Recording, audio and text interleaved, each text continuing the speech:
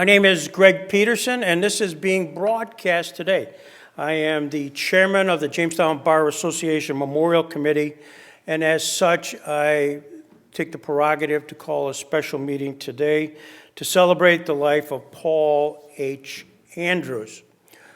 This is a huge crowd, already an indication of a life well lived and well received by all. And we welcome Ellen, Andrew's widow, and family and friends who are not only here today, but also being watched on the broadcast. Since it is being broadcast, please refrain from using your cell phone. In fact, turn it off. Just plain turn it off. That would be great. We'll try to move this quite along with this itinerary. I will be reading an excerpt from the obituary that appeared in the Jamestown Post-Journal. I will in turn convey some correspondence. I will share an excerpt from an interview I did with Paul a few years ago. And then we'll open up the mic for those who want personal reflections. And then when the day is done, we will adjourn, and this will be posted on YouTube. So as you share your personal reflections, know that this will be public. And I will share one brief story, because Billy Coughlin's here, and I'm thrilled because this will set the tone for those who want to get up and speak and speak and speak. Billy Coughlin, my hero, and here's why he's my hero. This was a few years ago at the Chautauqua County Chamber of Commerce meeting. Bruce, you probably were honored that night. And as a result, one person who remained nameless, who was honored by a local community and remained nameless, Fredonia, was honored, and he talked and talked and talked. And in fact, he had a slideshow. All of a sudden, he started pulling out slideshow. And we're there, if you've been to those things, you'd say, this cannot get over quick enough. So I'm in the back, and everybody's mumbling and grumbling and just complaining. But not Billy. No, he takes action. He takes action. With a few expletives that I heard, and I smiled and I agreed, Billy then stood up. He stood up and started clapping. And now, you probably have heard the term being clapped off a podium, but there's nobody here in this audience who's ever actually done it except Billy. So I want to point that out. So if Billy stands, before he starts clapping, just end, okay? With that in mind, we'll get started.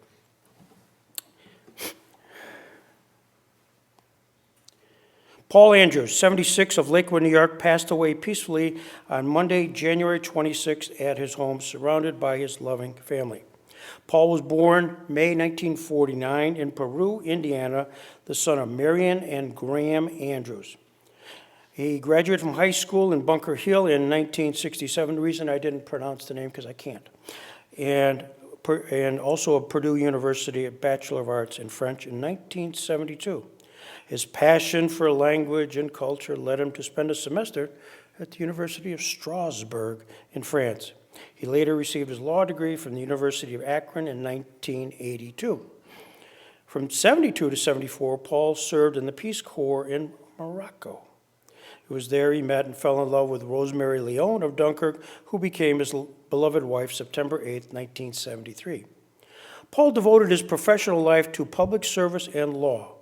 He worked, as many of you are here and aware, as an investigator for the Chautauqua County Public Defender's Office, and later practiced law with Bly, Sheffield, and Andrews, now Bly, Sheffield, Barger, and Pillitteri. He served as an assistant district attorney for Chautauqua County and was a clerk for the Chautauqua County Court. Your Honor, John Ward is here. He worked for John. Thank you for coming.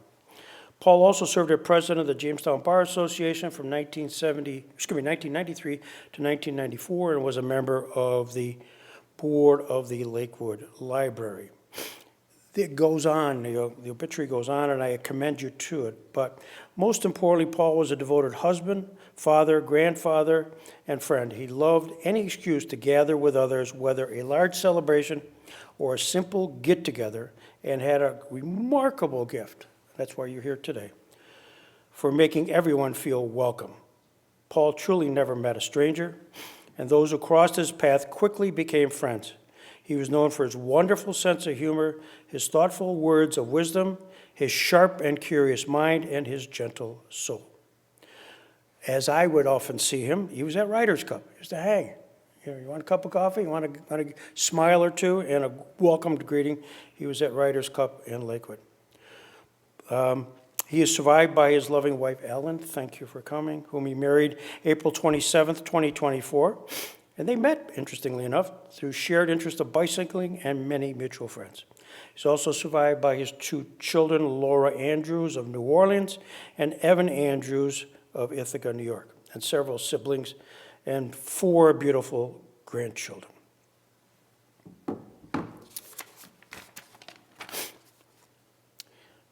Dear Greg, please accept this letter as part of the Jamestown Bar Association memorial tribute to Paul H. Andrews, Esquire. Unfortunately, I have been assigned to Erie County Surrogate Court today, and thus I am unable to attend. I first met Paul Andrews in 1988 when I was working in the district attorney's office and waiting for my admission to the New York State Bar. I was young, eager, and more than a little nervous. Paul and I sat side by side as we tried a felony jury trial in county court before the Honorable Lee Town Adams. The court granted the defense's ridiculous exclusionary request, and key evidence was kept out. With little evidence to consider, the jury found the defendant not guilty. My first felony jury trial, and we didn't secure conviction on anything, not even a lesser included offense. I was devastated. But Paul, in his usual pragmatic, reasonable, level-headed way, simply said, no worries, have faith in the system. We'll have a second chance to convict him, because it won't be long before he does it again. Sure enough, he was right. And the next time, Paul was successful in the defendant's next felony conviction. That moment was my first real glimpse into who Paul Andrews really was. Steady, grounded, wise, and utterly unshaken by setbacks. Over the years, as I continued to work with him, I came to understand just how exceptional a lawyer he truly was. His skill came from his heart, using his emotional intelligence, empathy, and deep understanding of people. Paul was a great public servant who left footprints of kindness, love, courage, and compassion everywhere he went. Put simply, Paul cared. He cared about victims. He cared about the legal system. He even cared about the defendants. He cared about people, about what was right, what was fair, and what justice truly meant. Paul always had time for you. No matter how busy he was, no matter what he was juggling, Paul made you feel like you mattered. He was, for me, and for so many others, a moral compass that always pointed north. And he did all of this with a smile. Paul had a wonderful sense of humor, warm, quick, and disarming. He brought lightness into the rooms that needed it and steadiness into rooms that demanded it. I will miss him. I will miss his wisdom, his humor, his kindness, and his unwavering belief in doing what is right. I am deeply grateful to have known him, to have learned from him, and to have walked beside him in this work. Paul Andrews made the world better, and he made all of us better too. I ask that this letter be read into the record and made part of today's proceedings. Sincerely, Stephen W. Cass, Surrogate. Dear Greg, unfortunately, I am unable to attend the celebration for Paul Andrews. I would appreciate if you would include the following. In our lives, we come across a lot of stuff and a lot of people from all walks of life. I was very fortunate to have a real gem in mine. In the early 90s, I started in the DA's office, and Paul was right there beside me, lending a hand, teaching me all the details required in prosecution of cases. As I was a newcomer in the office, Paul was very gracious in explaining some of the idiosyncrasies of law enforcement agencies, the various judges, grand jury, etc. Paul was willing to help me in any way. I am forever indebted to have been able to work with Paul, who helped me flourish in many years in the DA's office. My deepest sympathy to Ellen and the members of Paul's family.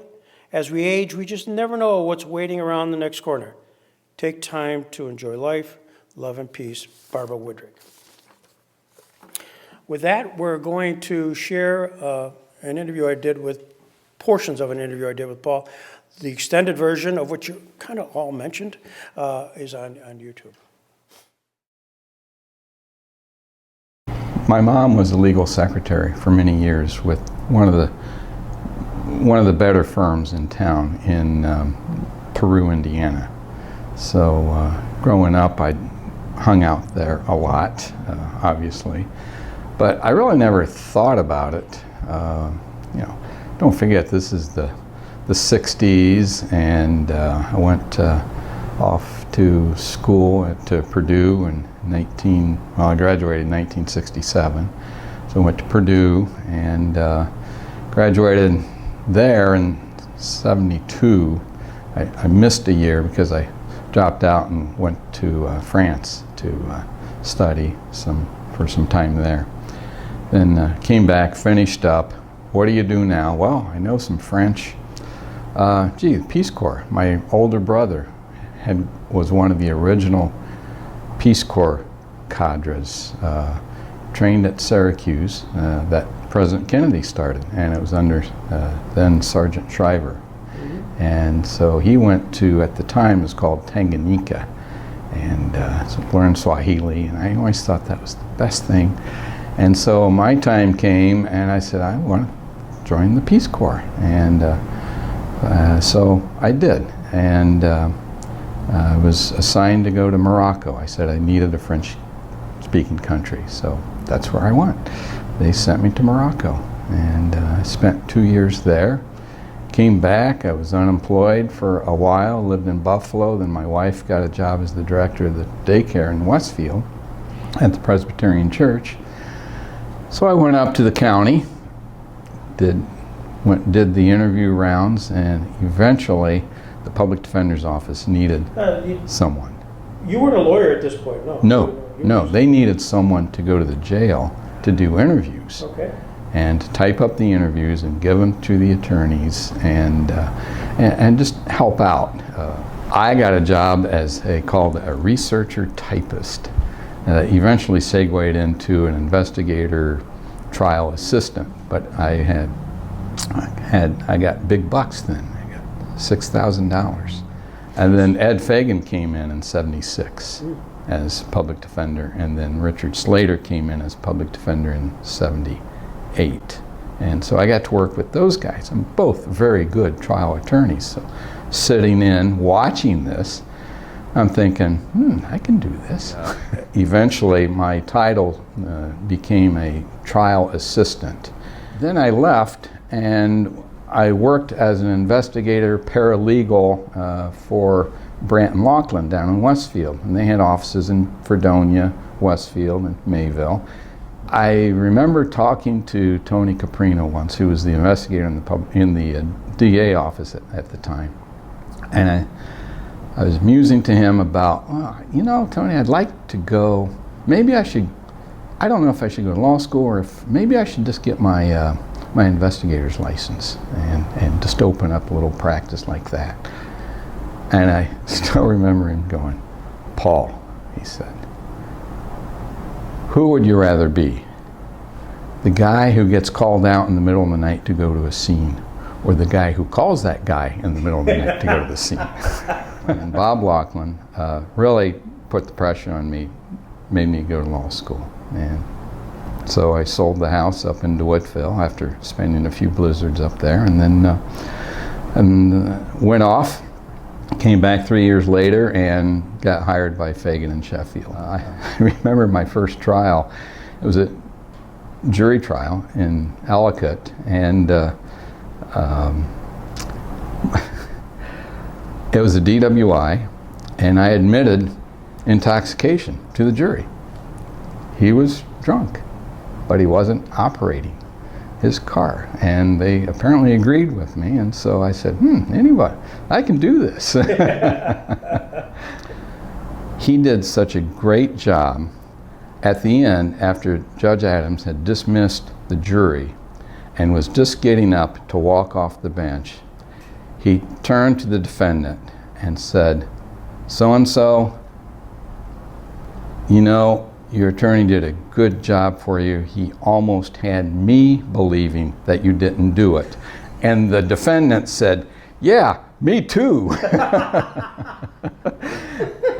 And Paul Keating was writing that down, and it was still in the record because the judge had not yet left the bench. During one of the recesses, Fillmore was walking by Tony Caprino, and he didn't like Tony at all. He didn't like anybody, but he especially didn't like Tony. And he jumped him. He attacked him. You know, so we're just pulling him off and everything, all that. So afterwards, he's convicted, and I was not there, but this was the story that everybody was saying. When he was sentenced, he turns and looks up at Leetown when Leetown asks him if he has anything he wishes to say before he's sentenced. And he goes into this long thing about how he wished there was a death penalty in New York State. So when he walks down that long hallway and they set him in that chair and they put the bands on him and everything, and when they throw that switch that, "You, Judge, aren't sitting there in my lap." God. So You said you weren't comfortable being in an interview room with him. Was that a fear factor? yeah, for myself. Yeah. Yeah, his attitude, his body language, his eyes. By this time, I was able to judge. Well, I got caught one time, but I was able to judge how I could feel comfortable. And a lot of times I would talk to him just through the bars down at the end, and where no one could hear us anyway, and everything. So yeah, the one time I got caught was with George Semenuk. So I was talking to him. All of a sudden, he goes into a psychotic episode, and you could just see it come into his eyes, everything. And then he gets down, and he starts doing push-ups, and he kept saying, "The devil made me stab her. The devil made me stab her." And I'm over at the door yelling, saying, "Get me out of here."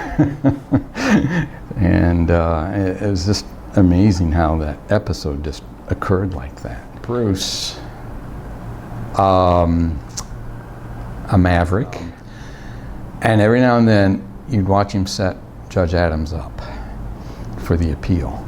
And after Adams reacted, made his decision, you could see the recognition come into Judge Adams' eyes and go, "He got me." I really never went back to the public defender's office. Never did. Did private defense work. And then I got a job offer from John Ward in 1984 to do the stop WI prosecutions. So for 2 years plus, I was doing trials, like 4 or 5 trials every week, couple of them jury trials all over the county on nothing but DWIs. And 23 years as an assistant DA. I went from 84 to 2007. And then because then I was able to use all that experience and assist Judge Ward. I became his law clerk. Okay, and so I did use all that experience. And working with Judge Ward was great because of all of his experience. And so, we always say, in criminal law, you learn something new every day. And there's some aspects you've never touched upon before, but if I hadn't touched upon it, Judge Ward had, and vice versa. So I thought we made a good team. Hey, Greg, Paul Andrews. I'm going to have to thank you, but decline your invitation for the thing at the Jackson Center for whatever you have figured out for Ned. Ned is unusual in that he is always digging for that little nugget that can throw a wrench into a jury's mindset. So take care. You're getting in the car in Lakewood, New York, and you're driving down, and you go, "I wonder what Greg's going to ask." Were you thinking about this at all? Yeah, I was. I was going through my mind and everything, and just revisit. It's kind of like you're going back in your mind to all these memories and feelings and everything, and it's quite a process. The attorneys were adversaries, but they had respect for each other, and they were civil to each other. And I always looked upon it as playing a game of one-on-one basketball with your best friend. You're going to play a good game and play as hard as you can, do what you can to win. And if you don't, you still have respect for the other person and all that. And that always carried me through. I observed that, and I always tried to do that. Sometimes I probably wasn't very successful, but you're in a business where there's high emotion, and you do want to win. You're a good man, Paul Andrews. Thank you for spending time. Well, this is great. Thank you for whatever it's worth and for whatever you're going to be doing with it. It'll be great. On the dusty shelf of history here. An excerpt of what's probably about an hour and 20 minutes, and I think Ellen watched it just recently. So it's out there if you want to see what he thought about you guys. You can see that. With that, I'd like to open up the proceedings for anybody who would like to share a memory about Paul Andrews. John? And I want to start off by conveying my condolences to Ellen and to Laura and Evan and their families. I also want to start off by saying that I think there's not a soul in this place that won't agree that Paul was a good guy. He was a good man. And I think we're all touched by the fact that he's no longer with us.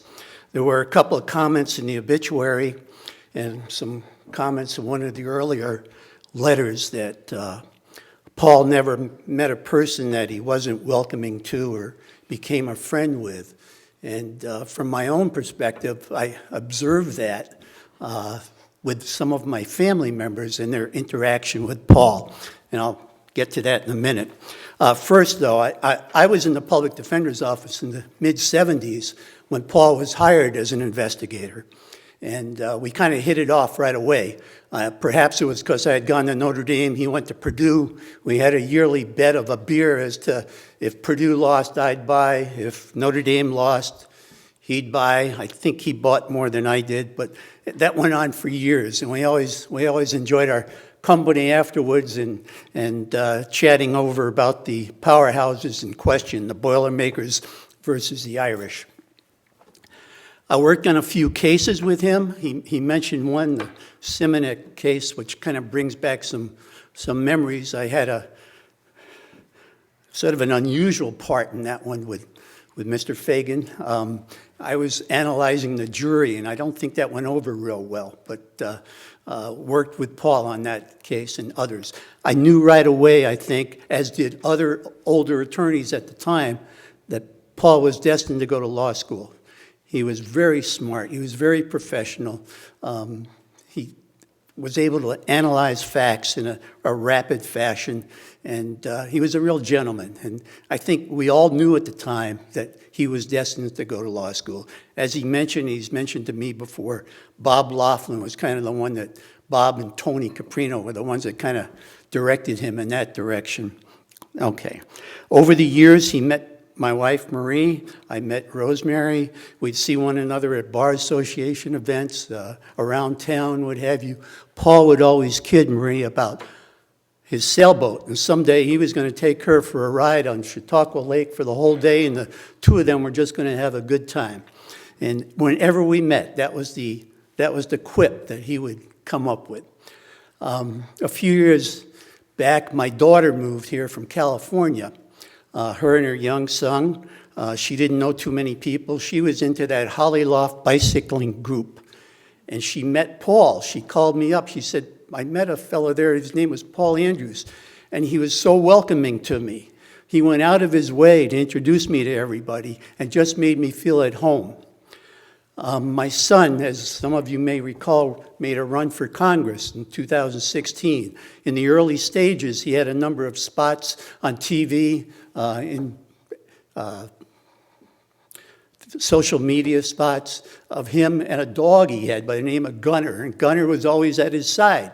One day he's walking around the Lakewood community, and Paul spots him from his house and goes out. He says, "Are you John Plum?" He says, I'm Paul Andrews, I know your dad. And they talked for almost an hour. He was really interested in John's campaign. He made John feel really good about things. They had some real in-deep conversations, my son said. And then my son said, as I get ready to leave, I said to Paul, "By the way, how did you recognize me?" And Paul said, "I didn't recognize you. I recognized your dog." So we had quite a laugh over that one. A few weeks ago, between Thanksgiving and Christmas, myself and my former law colleague, Myra Blasius, who lives nearby, we visited Ellen and Paul in his house. I knew he was ill at the time. I wanted to go in and just chat with him, see how he was doing.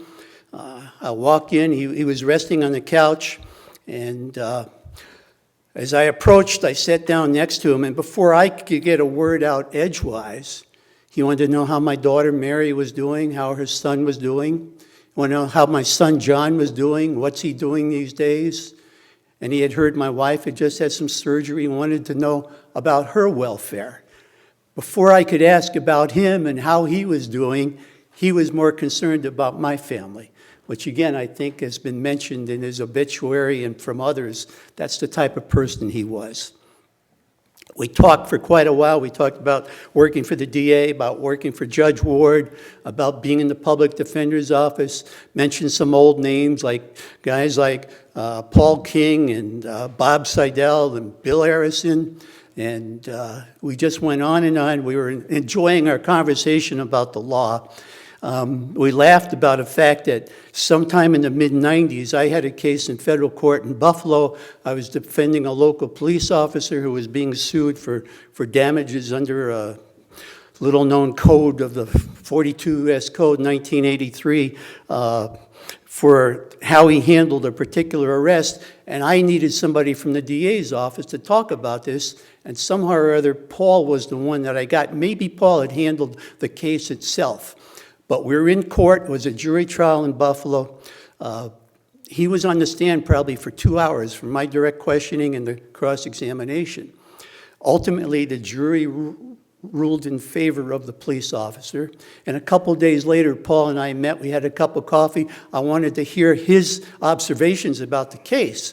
And I said, "Paul, after all these years of trying cases, how did it feel to be in the witness stand? What was your reaction?" He said, "You want to know my reaction was?" I said, "Yes." He goes, "I couldn't believe all the leading questions you were asking, and the plaintiff wasn't objecting." He said, "If you were going to ask one more, I was going to stand up and say, 'Your Honor, I object.'" But we laughed about that. As I got ready to leave, I approached we said goodbye. I got to the door, and he said, "John, tell Maria I'm sorry I never got to take her for a sailboat ride." And I kind of felt bad as I walked out the door because that was kind of like his final farewell. And I just want to say from the bottom of my heart, one of the nicest guys I ever met. Thank you. Thanks, John. Your Honor? Well, you all have heard from Greg and seen on the video. You pretty much know about Paul Andrews' career. I was privileged to have him working as an assistant DA for me for a number of years, and he did start out prosecuting DWI cases.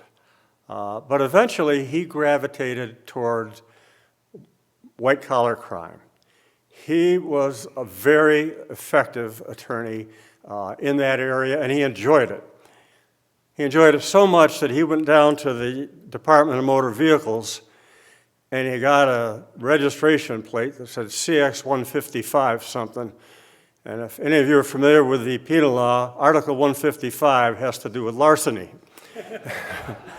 And he that had that on that was his license plate, and that was his specialty, and he was very, very good at it, getting into the paperwork and the business end of it. The other thing I don't want to use the word tragic, but Paul was such an active man. From the time I first knew him, he was an excellent skier. He was outside doing all sorts of outdoor activities. He got involved in bicycling with the Holly Loft group, I guess, and enjoyed that so much. And I think he was clerking for me at the time, and I would kind of bust him up a little bit once in a while. I said, Paul, you guys out there on the road with all these cars, and all you got on is a lousy helmet, and you're taking your life in your hands every time you go out there. Can't you just stay on back roads or something? Why do you have to be on the busy streets? And he would always have some justification for it. Well, one year he was out with a group, and he was kind of in the back of the pack, and a bunch of them collided, not with a car. I believe they just collided with each other. And Paul slammed right into the whole pile, and he wound up coming down and landing on his head. And fortunately, he was wearing a helmet. But he was hospitalized for a few days, mainly for observation. I don't know if he had a mild concussion or not. So I went down to visit him at the hospital. And he gets in the base, sees me come in, and he goes, "Oh, God." I said, "What?" He said, "The two people I was most afraid to come in and see me were my wife and you." I said, and then, I don't know who it was, but somebody brought in the helmet that he was wearing, and it was badly damaged. If he had not been wearing that helmet, I don't think he would have survived his impact with the pavement. So when I had the pleasure of performing, one of the few things they allow retired judges to do are conduct marriages. We can marry people. Can't divorce them, can marry. And I had the pleasure a number of years ago of performing a ceremony where his son Evan and his lovely now wife Heather. And about 3 years ago, I was having lunch with Paul and now Justice Grace Hanlon, because they both worked as assistant DAs under me, and we would get together once or twice a year and have lunch. And it was always a good time. We would, reminisce about all the good times we had and the bad times. But about 3 years ago, Grace wasn't able to make it. Paul had just called me up and asked me to go to lunch with him.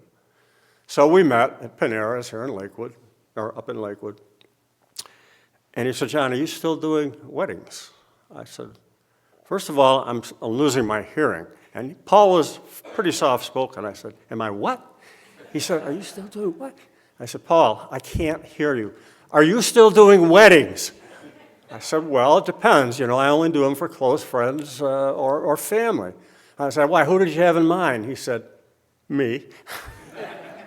I said, I knew he'd been seeing Ellen, the lovely Ellen, for some time. And that's when he told me that his years were numbered, that he had contracted something that, was not going to end, it was not going to be cured. And they decided, Ellen and he, that they wanted to form a union in marriage. And I said, "Paul, I'd be honored to do it." So I think it was in April of 2024, we had a lovely little ceremony in his home with just a few close friends. And I was so honored to have been able to do that. And one of the biggest disappointments I know Ellen's life, and I'm sure in Paul's, and I know in any of us who knew him, that he didn't have more years to enjoy life, because there's a man who truly did enjoy it. He had a great personality, and he had a great persona. And for anybody whose lives he touched, we all came away as a better person. So all I can say is, God bless Paul, for all he's done for the people of this county, for his friends, and for his lovely family. And Ellen, we love you. Thank you, folks.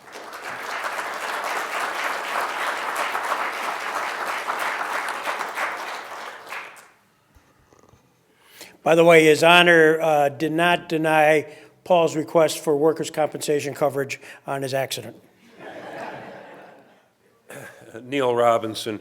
You know, I always wondered why Judge Ward, when he was the district attorney during the Simonik trial, asked Judge Adams to direct the defendant to do push-ups in the courtroom. I first met Paul in 1977. Said I was prosecuting a jury trial in the town of Poland, and John Plum was defending, and Paul came up and introduced himself as John's assistant. I thought that was terribly unfair that they had two against one. You remember that trial, John?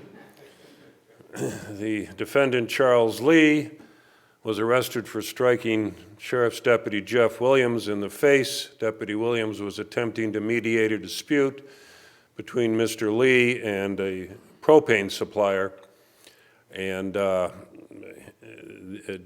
John and Paul defended him. If I remember correctly, John put Mrs. Lee on the stand, and remember she took to the vapors during her testimony. But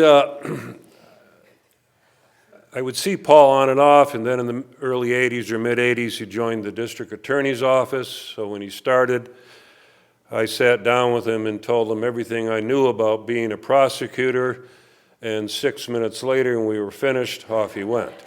And I always thought Paul was a very good assistant district attorney, and what made him good, in addition to the fact that he was extremely intelligent and people liked him, and jurors liked him, and judges liked him, was the fact of, I think, his humanity.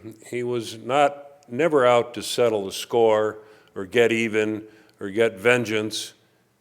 He knew what his job was, and he knew he was not only the district attorney for the police and law enforcement, but he was also the district attorney for the defendant.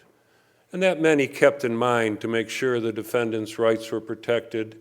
He didn't do outrageous things during the trial or get carried away. He was very methodical and would simply submit the evidence and leave it up to the jury. The thing that also impressed me about Paul was, and Judge Ward mentioned it, referenced it, his sense of adventure and daring. It's like nothing the guy wouldn't do. Off to Morocco for 2 years, what are you, nuts? You know, he was in France, and if I recall correctly, he told me after he finished or during his studies there, he backpacked through Europe. I mean, he would do things like, what are you doing, Paul? Well, we're going sailing in the Caribbean. You know, there was nothing he wouldn't undertake. He really enjoyed life and had, I think, a tremendous sense of adventure, which I always admired and respected. And has been said again and again, he was just a nice guy and thought of other people. When I decided it was a good idea to open up my own practice at age 65, the next day, Paul Andrews was there visiting me, the first person to come in. Yes, Judge Ward, you were second, but just his thoughtfulness for people.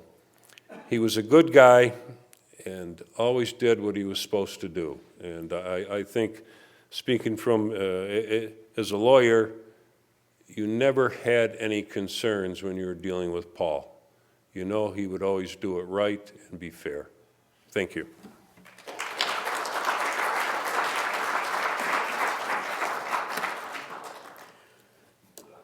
Anybody else? Your Honor?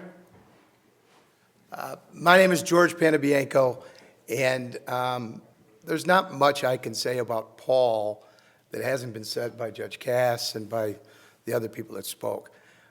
To a person, when we heard about Paul, everyone would just say what a good man he was. And he really was. So there's nothing I can say that's going to add to that. But I do have to tell a story about, and Neil mentioned it, about Paul's humanity and about Paul's sense of justice. So at that time, when I got out of law school, Judge Ward was the district attorney. Neil was working with him along with Paul. And on the other side was Richard Slater and my friend Kevin Laumer. And I joined the public defender's office right during that time that Paul was doing all of those DWI trials. And I was in the public defender's office going from night court to night court doing those DWI trials. And we go out to the Four Corners one night, and for those of you who don't do criminal defense, it's Sherman, Mina, Clymer, and French Creek. And most of the judges out there aren't that sophisticated. All right, you would get a farmer who would come in, you would do court in his barn, he would still have manure on his boots, and so you were trying to deal with these local town judges. And I came out of the school of Chuck D'Angelo, because that's where I worked when I started. And so we get there one night, and I'm making this impassioned argument, and I'm arguing this motion on why this has to be precluded and why my client should be found not guilty. And Paul just sat there, and he was quiet. And he didn't say a word. And finally, I got done making this big argument, and the judge looked over to Paul, and Paul just went. And the judge goes, denied. And I said, Paul, you at least got to say something. I said, it's like a damn ventriloquist act. I said, at least drink a glass of water or something. And the very next week, Paul and I would sit down, and we would sit down a week before the court appearance, and we would go through the cases because he had a sense that he wanted justice to occur. Now, he could have taken advantage of me. I didn't know beans when I first started. He could have taken advantage of the situation because all those judges loved him. But yet he would sit down and we would try to find justice on every case. He would try to do the right thing. We would have debates about it. And he would just try to do the right and just thing. And so when you conclude, you say to yourself, that was a good man. He didn't take advantage of his situation. He did the right thing. He did the just thing. And just like everyone else has said, Paul was just a good man. Thank you.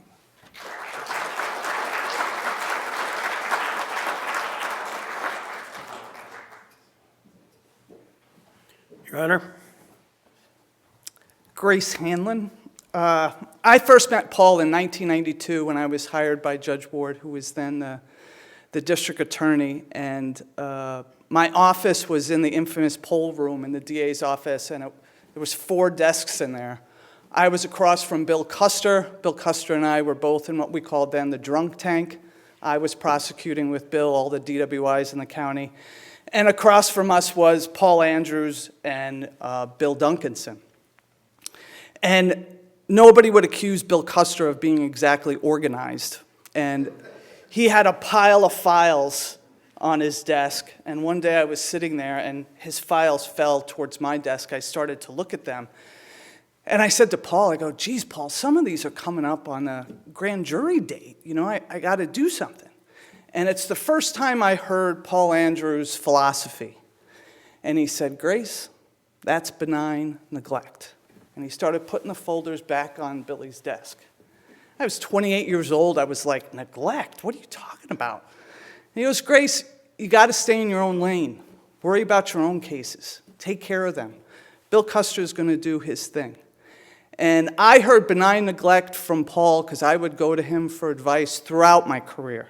I went back to the DA's office in 2005 because Paul called me and asked me if I wanted to come back to the DA's office. He was instrumental in getting me back in the office. When he decided to retire as law clerk from Judge Ward, he called me on a Friday morning. I was completely hungover because I had just gotten done doing a double homicide trial with David Foley and against Ned Barone, which will give you a headache to begin with. But we went out and drank the night after the verdict. And Paul was so chipper on the phone, and he said, Grace, I'm going to retire. And I said, fantastic, good for you, Paul.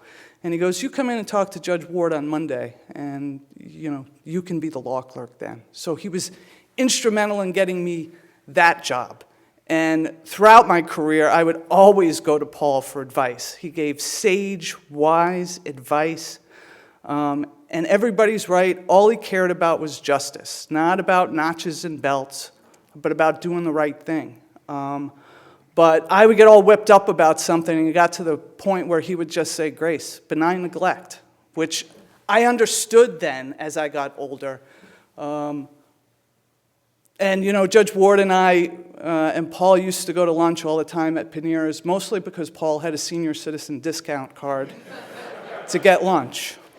But Paul was a wonderful, wonderful man. He was a great lawyer, a great colleague. He was a great mentor to me, a great friend, and I will really miss him. Thank you.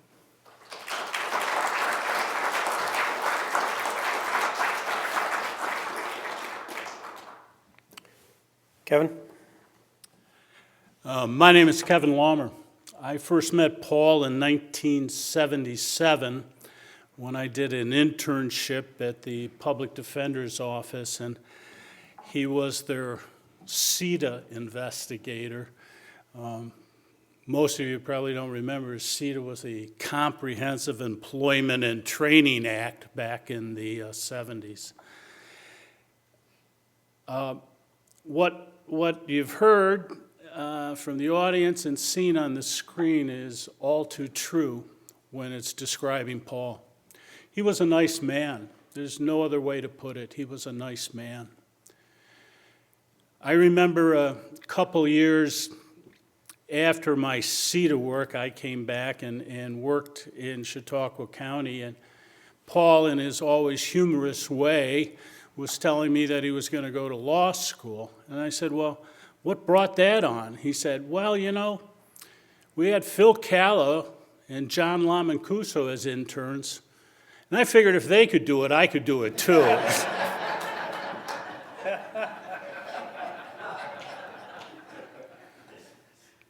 Paul and I really shared a friendship, as he described, where you're playing one-on-one basketball. And Paul was always on the other side of my cases. We were never on the same side. And we used to push each other as hard as we could. And you've heard here about his great intellect. And I used to always tell him, what are you thinking about? You know, you're missing the whole point here, Paul. You know, that's not the law. But Paul always tried to do the right thing. And there's one example of what we wound up doing together, which was what I tell everybody was my Perry Mason moment in my life. Paul and I had a trial. I think it was on a possession of stolen property in front of Judge Ward. And the big witness, Paul's one and only big witness in that case, was on the stand. And Paul, you know, as a DA always does, can you identify the man who had this stolen property? Look around the court. And so the witness is looking all over, and the guy said, no, I can't. Well, of course, the defendant's sitting there right next to me, and Paul says, you want to look again? And so this time the guy's looking some more, and he actually bent over on the witness stand to look behind Judge Ward to see if somebody was back there, you know? And the guy looked up at Paul and said, is this a trick? And Paul stood up and said, Your Honor, I think we need an adjournment right now. But whenever I met Paul out in the community, it was a time for the two of us to sit down and talk. And I lived in Lakewood for, 30 years or more. And every time I talked to him, I learned more about Lakewood and the people inside of Lakewood. He knew everybody. It was remarkable, the circles that he traveled in. The cyclist community, we'd meet at these parties, and he and I would just sit down and kind of be rude. and talk to each other and ignore everybody else, telling all the old war stories. So I'll miss him. I saw him in the hospital. He was telling war stories right through the end there in December when he was in the hospital. So much so that he kept trying to talk and talk, and he'd gasp for air. You know, he just wanted to engage you. And that's the way he always was. And I'll miss him, and Ellen, I know you will too. So take care.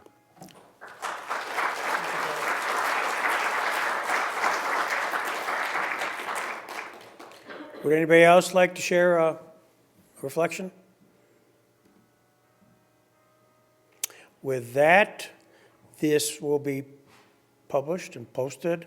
And for those, by the way, who may be watching us and wondering if they wanted to share, and I know there are several lawyers who are, I will be happy to receive a letter, or if you want a reflection, as we did with Judge Cass and Barb Woodrick, and I'll include that in the record.